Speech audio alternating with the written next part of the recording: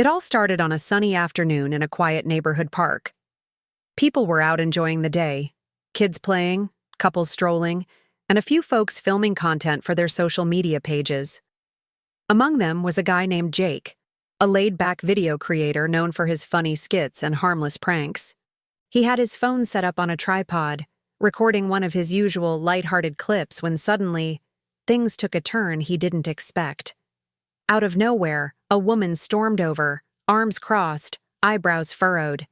Her name was Linda, but she quickly became known in the neighborhood, and later, online, as the Karen who jumped to conclusions. She didn't recognize Jake, didn't bother to ask what he was doing, and assumed the worst.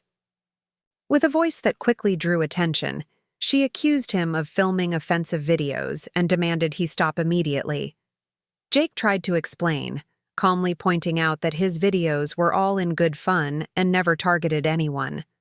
But Linda wasn't having it. She was convinced he was up to no good and threatened to call the authorities, even though he hadn't broken a single rule.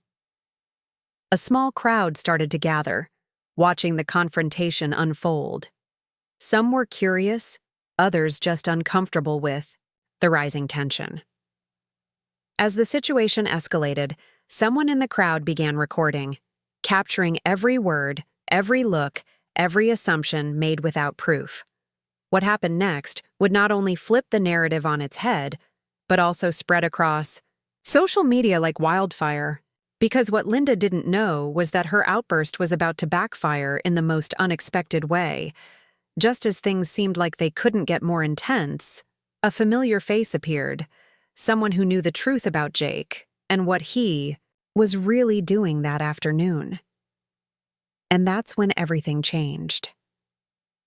The person who stepped forward was Mia, a local school teacher and longtime friend of Jake. She had seen the growing crowd from across the park and recognized the look on Jake's face, calm on the outside but clearly caught in an uncomfortable situation. Mia had watched enough of his videos to know exactly what he was doing that day. He was filming a silly bit about forgetting your umbrella during a sudden rainstorm, something totally harmless and even relatable. But to Linda, the so-called Karen of the hour, none of that mattered. She was convinced Jake was filming something inappropriate, though she couldn't explain what exactly she found offensive. Her voice got louder, her arms waved more wildly, and every word she spoke seemed to draw more eyes and cameras. People around them started whispering, unsure who to believe. Was Jake some guy making questionable content, or was this just a misunderstanding spiraling out of control? Mia tried to step in, offering a calm explanation and even showing Linda one of Jake's old videos on her phone. But instead of backing down, Linda dug her heels in deeper. She started pointing fingers, claiming people like Jake were ruining public spaces and setting bad examples. You could see the tension growing, not just between Linda and Jake, but in the crowd too. People were beginning to take sides. One older man muttered that Jake had every right to record in a public park.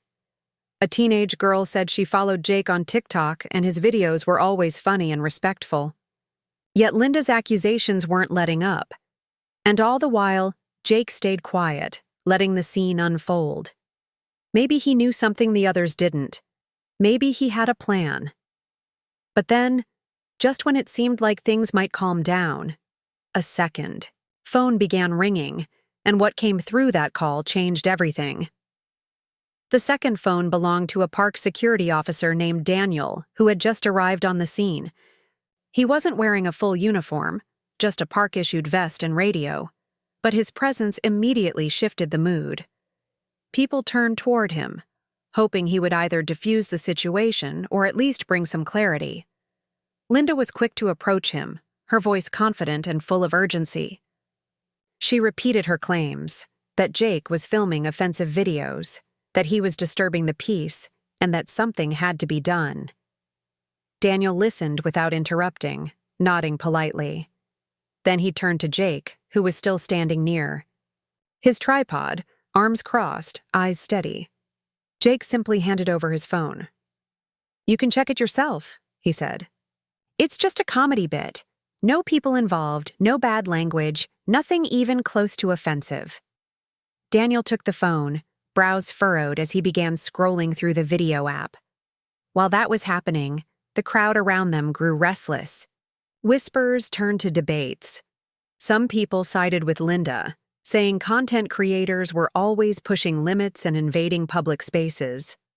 Others defended Jake, saying not all creators were the same, and assuming the worst without evidence was unfair. A mom nearby even shared that her son started making videos because of Jake, lighthearted, funny clips that helped with his confidence. Mia stood quietly now, watching it all unfold. She could see the conflict was no longer just about Jake's video. It had become something bigger, a clash of perspectives, assumptions, and how quickly people make judgments based on appearances or online stereotypes. And through it all, Jake hadn't raised his voice once. But just when it seemed like Daniel might announce a verdict, his radio buzzed with another message. It was about someone else in the park. Another person seen filming something, but this time, it actually was causing concern. The twist? That person wasn't Jake. And now, everyone's eyes slowly turned in a different direction. Daniel's expression changed the moment he heard the radio message. He looked up from Jake's phone, gave a short nod, and handed it back without a word. Then he turned toward the far end of the park, eyes scanning the crowd. "Excuse me," he said quickly, pushing through the gathering with purpose. The shift in energy was instant. People who had been focused on the argument between Jake and Linda were now curious about this new development. Whispers spread like wildfire. Someone else was filming, someone who might actually be crossing the line. Linda blinked, her confidence shaken. "Wait, what do you mean, someone else?" she asked aloud. But no one answered. Jake quietly picked up his tripod, still calm, still saying nothing. Mia followed Daniel with her eyes, then looked back at Linda. "Maybe you got the wrong guy," she said, her voice soft but clear. Linda didn't respond. By now, half the crowd was drifting toward the commotion at the far end of the park. A few stayed behind, still unsure who to believe. As Daniel moved deeper into the park, he spotted someone sitting under a tree with a camera aimed toward a group of teens near the playground. The person was wearing dark clothes, sunglasses, and had a large lens that didn't look like something you'd use for funny skits. Something about it felt off.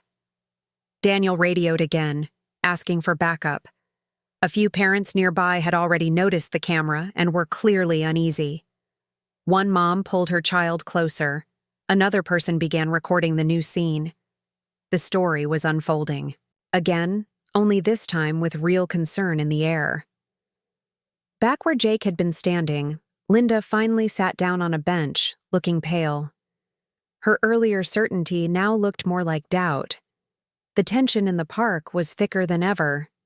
2 filming incidents, 1 misunderstanding, and now a situation no one had been ready for. As more people gathered around Daniel, the question hung in the air like a cloud. Who really crossed the line, and what happens next? As Daniel approached the person under the tree, the tension was sharp enough to cut through the quiet murmurs of the crowd. He called out, asking the man to lower his camera. For a second, there was no response. The man just kept adjusting his lens, seemingly ignoring everything around him. That's when Daniel stepped closer, hand on his radio, ready to call for immediate help if needed. But just as he reached out, the man finally looked up, and what he said left everyone stunned. "I'm with the city," he muttered, holding up a laminated ID badge on a lanyard. "I'm documenting park maintenance issues for a report." It didn't add up. The camera was clearly not standard city gear, and there wasn't a maintenance crew in sight. Daniel took the ID and inspected it, his expression darkening. The badge had a logo, but something was off. It looked printed, not embossed, and the name had been hastily scribbled on with pen. Meanwhile, the crowd had started recording again. Whispers turned into full-blown conversations. Some were saying, "It looked fake." Others wondered if this guy had been filming people without their knowledge. A group of teens claimed he'd pointed the camera their way earlier and zoomed in. Parents were visibly upset now, backing away with their kids, unsure of what this man's real intentions were. The whole mood of the park had shifted from curiosity to discomfort. Back on the bench, Linda looked around, realizing her mistake was bigger than she thought. She had called out the wrong person, stirred up drama, and now the real problem had almost slipped by unnoticed. Jake stood quietly nearby, watching everything unfold, not smug, not angry, just aware. And as the officers arrived, Daniel handed them the suspicious badge. That's when someone in the crowd yelled, "Check his bag!" Daniel froze, turned, and locked eyes with the man under the tree, who was now slowly reaching for his backpack. No one moved. The air felt frozen. And, in that moment, everyone held their breath, waiting to see what would happen next. The moment the man reached for his backpack, Daniel stepped in fast. "Sir, keep your hands where I can see them," he said firmly. The officers behind him picked up on the urgency and moved in, surrounding the man with careful, steady steps. The crowd fell into complete silence. Even the kids who had been running around minutes earlier stood still, sensing something serious was happening. With slow, deliberate movements, the man set the backpack on the ground. One of the officers opened it while the others kept an eye on him. Inside, they found several camera lenses, a notebook, and a folded-up flyer for an independent film competition. Daniel flipped through the notebook and found detailed storyboards, shots of the park, scene breakdowns, and even mock dialogues. The guy wasn't with the city, but he wasn't doing anything dangerous either. He was an amateur filmmaker trying to shoot a guerrilla-style documentary without permits, pretending to be official so no one would question him. The tension eased, but the embarrassment lingered. The officers gave him a warning, then escorted him out for further questioning. Some in the crowd shook their heads, others laughed nervously. Linda, still on the bench, stared down at her phone, not saying a word. The earlier accusations, the confrontation, and the public attention, it had all spiraled because of one assumption. Jake finally spoke. "See? Sometimes things aren't what they seem." He wasn't angry, just tired. He packed up his gear and turned to leave, nodding at Mia, who gave him a small smile of support. But just as they started walking away, a voice called out from the back of the crowd. "Hey, isn't that the guy from the other day? The one who filmed the prank at the bakery?" Jake paused. A new ripple went through the group. Someone pulled up a video on their phone.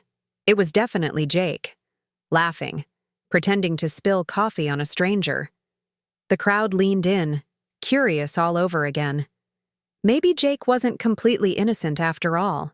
And just like that, the story wasn't over. Jake turned around slowly, surprised but not panicked. "Yeah, that was me," he admitted. "But it was a staged prank. The stranger was my cousin, and the bakery owner was in on it." He pulled out his phone and opened the original clip. Right after the fake spill, the video showed everyone laughing, the cousin breaking character, and the owner giving Jake a thumbs up. A few people in the crowd chuckled as they watched the full version, realizing it wasn't the cruel prank they had assumed, but a well-planned skit made to look spontaneous. Mia added, "People forget how much editing and acting goes into these videos. Not everything you see online is what it looks like." The group started to relax again. Even Linda looked up, her face softer now, clearly reflecting on how quickly things had escalated. She walked up to Jake, took a deep breath, and said, "I jumped to conclusions, I'm sorry." Jake nodded. "It happens. We all make mistakes." Daniel and the other officers gave Jake the green light to continue filming in the park as long as he respected others' space, which he always had. The crowd slowly began to break up, each person carrying their own version of what had just happened. Some learned not to judge too fast, others realized how easy it is to misunderstand content creators in public spaces. As Jake packed up for real this time, Mia smiled and said, "Well, That turned into a bigger story than your original video. Jake laughed. Yeah, but maybe this is the video people actually need to see. In the end, the park returned to normal. But for everyone who witnessed it, the day left behind something bigger than a prank or misunderstanding. A reminder to pause, look closer, and think before reacting.